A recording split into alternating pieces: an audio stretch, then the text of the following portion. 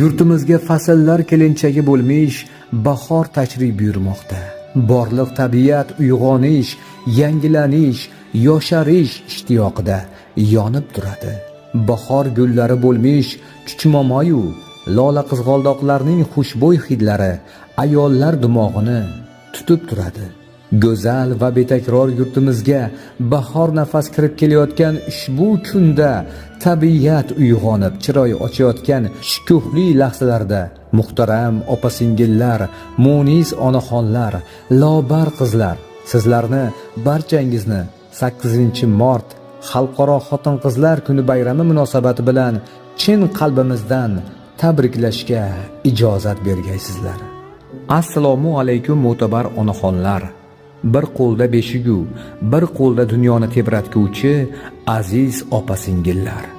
Ayol deganda avvalo ko'z o'ngimizda ulug' va tabarruk ona siymosi gavdalanadi. Inson zoti borki, olamdagi barcha yaxshiliklar, ezguliklar, hayot siru sinoatlari onaning mehru va saxovati tufayli uyg'onadi. Ayol borki, hayot go'zal. Ayol borki, olam munavvar.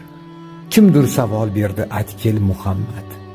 Yolg'iz sen rasulsan butkul olamga, kimga ko'p yaxshilik aylay o'zing ayt. Ota onamgami yoxud bolamga? Rasul javob qildi, tingla birodar. Gapimni 3 bora quloqqa ilgil, imkon topolsang dunyoda agar, eng avval onangga yaxshilik qilgin.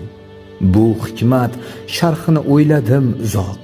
Rostdan ona erur qiblai olam, garchi barchamiz ham padarmiz biroq, onadan tug'ilgan payg'ambarlar ham.